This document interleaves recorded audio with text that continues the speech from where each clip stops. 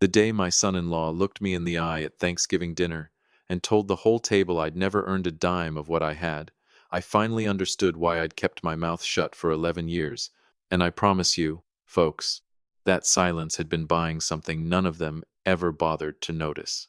Before I get to the dinner table, let me back up, because if I start with the insult, you're going to miss the reason it mattered so much. My name is Walter Higgins. I'm 64 years old. I live outside Asheville, North Carolina, up in the hills where the fog sits in the valley most mornings till about 9. I spent 31 years running heavy equipment for a highway construction outfit, and the last 12 of those years, I owned 3 small quarries that supplied gravel and filled dirt to half the contractors in the western part of the state. I built that business out of a single-use dump truck I bought with a loan my own father co-signed back when I was 28 and didn't have 2 nickels that knew each other. I'm not a rich man by the standards of folks on the coast, but I did all right. Better than all right, if I'm honest, though I never much cared to advertise it. My wife, Carol, passed 6 years ago. Cancer, slow and then fast, the way it goes sometimes. I still wear my ring. I expect I always will. We had 1 daughter, Renee, and Renee is the reason I get up most mornings with something worth getting up for. Renee is 38 now. She's a nurse over at the regional hospital, works the pediatric floor, and she is, without a single ounce of a father's bias clouding my judgment, the finest human being I ever helped raise. She married a man named Derek Colston about 11 years back. Derek came from money, or what passes for money in his family's telling of it. His father ran a chain of car dealerships over in Charlotte before he sold out and retired to a golf course. Derek grew up with things handed to him, and near as I could tell from the day I met him, he never once stopped to wonder what it costs a man to hand something to somebody. Derek never liked me. Not from the first dinner. He was polite about it the way certain people are polite, which is to say, he was polite the way you'd be polite to a mechanic you didn't trust. He'd ask me questions at family gatherings with that particular tone that wasn't really a question at all. "So, Walter, you still out there driving trucks?" said with a little smile, like he was doing me a favor letting me sit at his table. I decided a long time ago I wasn't going to fight that man for my own daughter's peace. Renee loved him, or loved the man she thought he was capable of being, and I wasn't going to be the father-in-law who made her Thanksgivings miserable defending my own pride. So I went quiet. I let Derek believe whatever he needed to believe about who I was, because it cost me nothing and it cost Renee everything if I did otherwise. What Derek never bothered to find out, because he'd already decided there was nothing left to learn about me, was that those 3 quarries were worth considerably more than his father's old dealerships ever were, and that I'd been sitting on a level of comfort that would have surprised him considerably. I never talked about money at family dinners. It isn't polite, and it never once occurred to me that I'd need to defend it. About 4 years ago, Derek's business, some kind of commercial real estate investment outfit he ran with 2 college buddies, hit a wall. I never got the full details and never asked for them. What I know is, money got tight. Tight enough that Derek and Renee's mortgage on their place over in Weaverville started falling behind, and their boy Caleb's tuition at that private academy started coming due with nothing behind it. Derek didn't come to me. He'd never have lowered himself to ask the truck driver for help. He went to Renee, and Renee came to me, because that's how it's worked since she was 17 years old and needed help with her first car payment. "Daddy, I hate to ask." I told her the same thing I always told her. "You don't hate to ask. You're my daughter." I sent the money straight to their mortgage company, and I told her not to make a thing out of where it came from. Let Derek think it was some inheritance on her mother's side, or a lucky break, or whatever story made it easiest for him to swallow. I didn't need credit. I needed my daughter's family to keep their house. That arrangement ran for going on 3 years. The mortgage assistance, Caleb's tuition, near $9,000 a year at that academy. A couple of emergency wires. When Derek's business partners needed a cash infusion, he was too proud to admit he couldn't cover himself. Derek never called me about any of it. Never. In Derek's mind, I expect, I was the old man who showed up at holidays smelling like diesel and gravel dust, tolerated because Renee insisted on it. The Thursday everything came apart was Thanksgiving, hosted this year at Derek's parents' place, a big brick house up on a ridge outside Charlotte with a view that costs more than most folks' whole property. Renee's in-laws throw a production every year, caterers and a bartender, and enough food to feed a National Guard unit. I drove the 2 hours down from Asheville, same as always, brought a pecan pie Carol used to make, because some things you keep doing even after the person who taught you is gone. I was in a decent mood. I'd closed on a new contract the week before, biggest one my company had landed in 5 years, and Caleb, my grandson, 13 years old now, had run out to the truck to help me carry things in, which he does every single time, and which I treasure more than he'll ever know. Renee looked happy. The house smelled like turkey and sage, and for about 2 hours, everything was exactly what a holiday is supposed to be. I didn't notice Derek watching me from across the living room. I noticed my granddaughter, first Renee and Derek's youngest, Josie, 7 years old, come around the corner from the den with her face doing that thing kids' faces do right before they cry. That held together look that's worse than actual crying because you can see how hard they're working not to. I set down my coffee and caught her by the shoulders. Hey now. What happened, sweetheart? She told me, in the halting way 7-year-olds tell you things, that her cousin, Braxton, Derek's brother's boy, 15, had said, right in front of her and two other kids, that Grandpa Walter was basically a charity case. Derek's family let come to dinner because Aunt Renee felt sorry for him, and that everybody knew Derek's daddy was the one who really had money in this family. Something in my chest went cold and still in a way that wasn't quite anger. It was the feeling of a man who'd swallowed 100 small insults over 11 years and was now watching one of them land square on a 7-year-old's face. I told Josie to go find her mother, and I walked over to where Braxton was standing with a couple of the other boys near the back porch. I didn't raise my voice. I put a hand on the boy's shoulder, gentle, so he'd look at me instead of his friends. Son, I said, I love you, and I'm not upset with you. But you don't ever say something like that about your family again. You hear me? He looked embarrassed, mumbled something, and that was the whole exchange. That was it. I don't know what Derek saw from across that room, or what got built up in the 3 seconds between him noticing and crossing it, but what happened next took that big brick house from a happy holiday to dead silence faster than I've ever seen a room turn. Derek came across that living room like a man walking into a fight he'd already decided he was going to win. He didn't slap me. Derek's not built for that kind of nerve, but he got right up in my face in front of both his parents, his brother, my daughter, and every one of the grandchildren. And he said, loud enough that the caterers in the kitchen went quiet, "You want to talk about family, Walter? You've never earned a single dime of what you think you have. You've spent your whole life driving a truck and eating off my family's generosity, and you don't get to lecture my nephew about respect." The room went silent enough I could hear the football game still playing on the television in the den. I touched nothing. I didn't flinch. I looked at him for a long moment, and then I did something that I think surprised him more than if I'd hit him, because I smiled.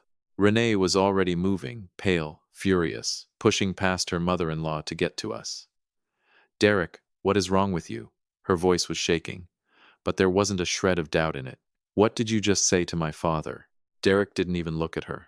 He kept his eyes locked on me, waiting, I think, for me to shrink the way I always had. "I didn't," I said, quiet and even. "Since you brought it up, Derek, let's talk about who's actually been paying for your family the last 3 years." His father, standing by the fireplace with a glass of bourbon, went very still. I want you to picture that room, because I want you to understand what 17, no, 11 years of silence sounds like when it finally breaks. It doesn't sound loud. It sounds like a man setting down a coffee cup very carefully on a side table and saying, "Girls, get your coats, we're leaving," and meaning every single word of it. We drove the 2 hours back to Asheville in a silence that wasn't uncomfortable so much as it was heavy, the kind of quiet a family sits in after they've been hit by something and need a minute before they can talk about what comes next. Josie was asleep against her booster seat by the time we hit the mountains. Caleb stared out the window. Renee sat up front with her hands folded in her lap, very still, the way her mother used to get when she was working through something too big to say out loud yet. I dropped them at their place, hugged my grandkids, and drove myself home to my empty house up in the hills, and I want to be honest with you about something. What I did next wasn't rage. It wasn't a tantrum because my pride got dented at a dinner table. It was a decision made by a man who had just watched his 7-year-old granddaughter cry over words she heard from a boy who learned them somewhere, and that somewhere was Derek's own house. I sat down at my kitchen table with a cup of coffee and my laptop, and I pulled up the bank portal. I found every recurring transfer connected to Derek and Renee's mortgage assistance money I'd been routing through a separate account, so it looked, to Derek's family, like something Renee had arranged on her own. I found Caleb's tuition auto draft. I canceled every single one of them. Then I closed the laptop and went to bed, and I slept better than I had in a long while, because for the first time in 11 years I wasn't carrying somebody else's comfort on my back in silence. The first week, nothing. No calls, no texts. I figured Derek was too proud to reach out and too sure I'd come around on my own. I went to the quarry Monday morning, same as always. I took Caleb fishing that Saturday like I do most weekends when his schedule allows, and we didn't talk about Thanksgiving even once, not because we were avoiding it, but because a 13-year-old boy and his grandfather on a riverbank don't need to discuss grown folks' business to enjoy a morning together. It was the second week the dominoes started falling. Renee started getting calls from her mother-in-law, then from Derek's brother, then, finally, from Derek himself. And I could tell by the tightness in Renee's voice when she'd hang up that the tone on the other end had shifted from cold to something closer to frantic. On a Tuesday, Renee came by my place after her shift, still in her scrubs, and she had a look on her face I hadn't seen since her mother's funeral. Not sad, not angry, exactly. Done. Derek's mother came by the hospital, she told me, sitting down at my kitchen table, cornered me in the break room, told me I was letting my father punish the whole family over Derek getting a little heated at a holiday dinner. A little heated. The man humiliated her own father in front of 6 children and called it a family disagreement. I asked her what she'd told them. Renee looked at me steady, no tears, just clarity, and said, I told her the truth. Daddy, all of it. She needed to hear it, and I'm done protecting Derek from the consequences of his own mouth. She walked me through it that evening on my back porch, 2 glasses of sweet tea going warm between us while the crickets started up. When Derek's mother finished her performance in that break room, sighing and clutching her pearls about family loyalty, Renee had looked her dead in the eye and said, it was never Derek's family carrying us, Linda. It was my father's money that kept our house and paid for Caleb's school, every dollar of it, and he let Derek believe it came from somewhere else because he didn't want the drama of Derek knowing the truth. He's been protecting your son's pride for 3 years while your son called him a charity case at your own dinner table. Renee told me Derek's mother went white as the tablecloth. And while we're at it, Renee had said, since we're finally being honest, you want to talk about who's really been holding this family up. My father built 3 quarries out of 1 used dump truck. Derek's business has been underwater for 4 years, and the only reason nobody noticed is because my father was quietly bailing it out. When Renee got to that part of the story, sitting there on my porch, she stopped talking for a second, and so did I. I looked out at the yard where Caleb had been kicking a soccer ball around that morning, and I felt something I genuinely wasn't expecting. Not satisfaction, not exactly. Just the particular weight of being truly seen by your own child, of hearing her stand in a room and say, you never once looked at what he was actually carrying. Here's what Renee didn't know yet, because I hadn't told her. That same week, I'd made 2 phone calls of my own. The first was to my attorney, a sharp woman named Patricia who's handled every contract my company's signed for the last 15 years. I told her what happened at that dinner table, in front of witnesses, several of whom I knew for a fact would confirm every word if it ever came to that. I didn't ask her to file anything. I asked her to draft something else entirely, a formal letter, on her letterhead, notifying Derek's real estate investment partners that certain personal loans I'd extended to cover his firm's cash shortfalls over the past 2 years were being called due in full, effective immediately, per the original terms of the agreement Derek had signed and, I suspect, never expected me to enforce. That's right. What Derek's family never knew, what Derek himself had conveniently never asked about, because asking would have meant admitting he needed it, was that 18 months back, when his little investment firm nearly went under, Renee had come to me one more time, quietly, and I'd wired $40,000 directly into the business account, structured as a private loan, with a note Derek signed without reading closely. The way prideful men sign things when they're desperate and don't want to seem desperate. He thought it came from a silent partner one of his college buddies knew.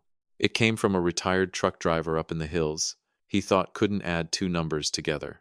The second call was to that same business partner, a fellow named Greg who I'd met exactly once, briefly, at a golf outing Derek dragged me to years back to show me off like a strange pet. I told Greg plainly that as of that day, I was calling my note, and I suggested, politely, that he and his other partner might want to take a hard look at exactly how Derek had represented the health of that firm to me when he asked me to lend the money in the first place, because I had emails. If you've been with me a while, you know I don't raise my voice to get things done. I hung up that phone, finished my coffee, and went out to check on the equipment at the number 2 quarry, because life keeps going and gravel doesn't sort itself. It was a Thursday evening about 10 days later, when Derek called me directly for the first time in 11 years. I almost didn't answer. Then I figured, why not? Walter? Long pause. The pause of a man who'd rehearsed a speech and forgot the opening line. Look, I think we should sit down, talk this through, clear the air. Maybe dinner, somewhere nice. My treat. His treat. I nearly laughed out loud, standing in my own driveway. Sure, Derek, I said. Let's sit down. He sounded relieved, which told me everything about what he thought that dinner was going to be. Great, great. There's a place up on the parkway, real nice view. Saturday work? Saturday's fine, I told him, and hung up.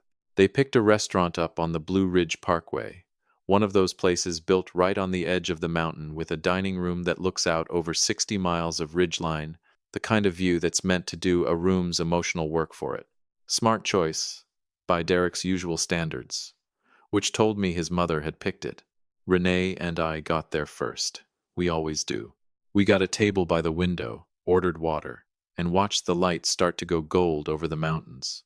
Renee had been quiet on the drive, not the broken kind of quiet, the settled kind, the look of a woman who'd made her peace with whatever was coming. Derek arrived 11 minutes late with his father in tow, which I hadn't expected, and which told me plenty. His father, Harold, a big man with an easy car salesman handshake, went for it first. Walter, good to see you. Derek stood behind him, working a smile that didn't reach anywhere near his eyes. We ordered. Derek got a scotch. Harold ordered a steak. Renee got the trout.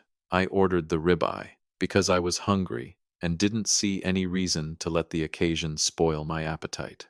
We made about 4 minutes of talk about the drive up before Derek cleared his throat and squared his shoulders, the picture of rehearsed sincerity. Look, Walter, what I said at Thanksgiving, that was out of line, and I apologize for that. He glanced at his father, who nodded on cue. But you've got to understand, calling in that loan the way you did, that's not how family handles things. You could sink my whole firm. Over what, hurt feelings? He paused for effect, and then landed the line I could tell he'd been saving. It feels like you're punishing me for one bad moment at dinner. I let the silence sit a while. I took a slow sip of water and set the glass back down exactly where it had been. Then I smiled, the same smile from his parents' living room. Derek, I said, my voice level as a carpenter's line, you didn't invite me here to apologize. You invited me here because you can't cover that note. He blinked. What? No, Walter. We genuinely... You're not sorry for what you said in front of 6 children, I told him.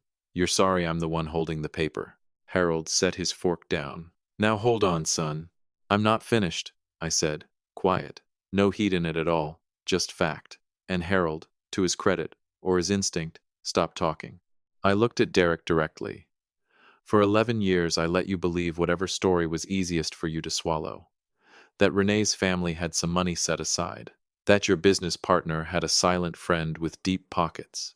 I let you keep your pride because I loved my daughter more than I cared about being understood. That ends tonight. Derek's jaw tightened. Walter, come on. I have the loan documents you signed, I said. And I have the emails where you described your firm's finances to me in terms your own partners are going to find very interesting when Patricia's letter reaches them Monday. I folded my hands on the table. That's not a threat, son. That's just the timeline. Derek's face had gone the color of the tablecloth. Walter, please, you can't call that note right now. We don't have... We'll lose the firm. We could lose the house.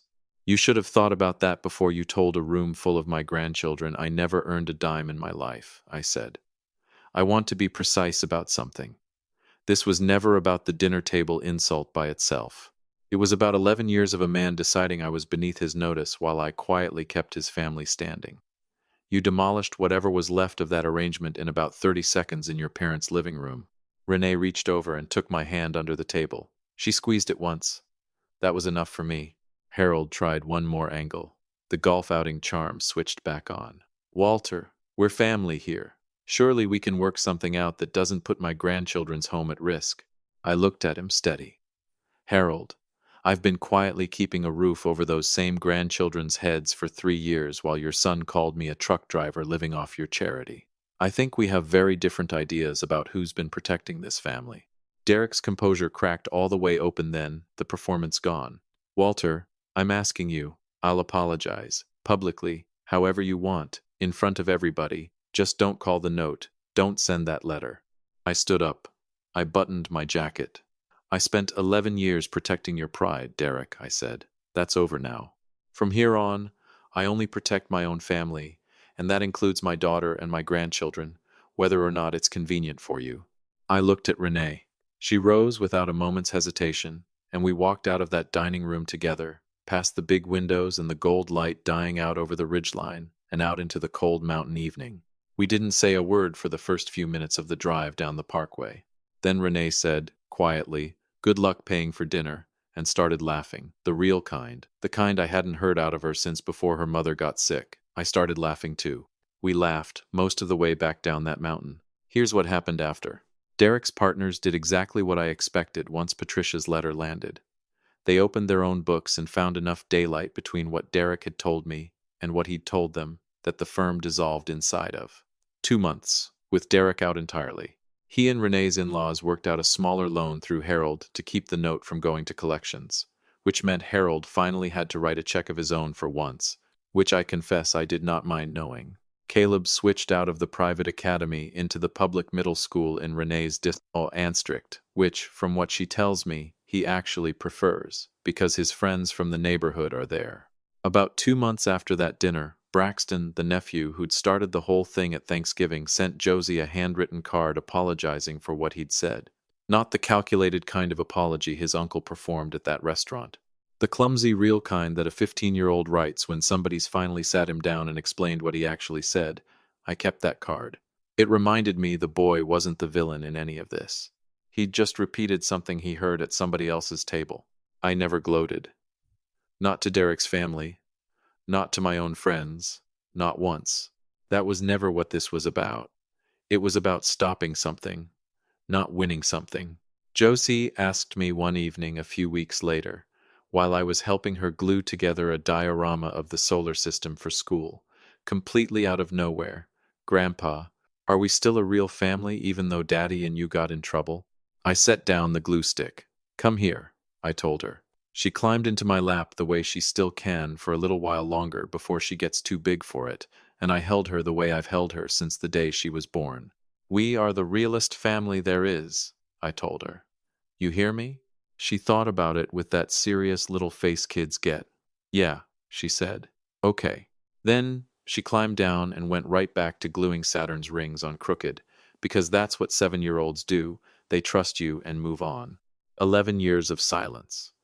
11 years of writing checks nobody knew came from me. Of sitting quiet at the end of tables while a man who never built a single thing with his own hands called me small. And in the end, all it took was one comment about a truck driver who never earned his keep, one smile, and an old man finally deciding he was done protecting the wrong people's comfort. My name is Walter Higgins. I'm 64 years old. I live up in the hills outside Asheville, and every single person who calls me Daddy or Grandpa knows exactly what I'm made of now. That's what a real father does. He carries the weight quietly, right up until the day somebody makes him set it down in front of everybody.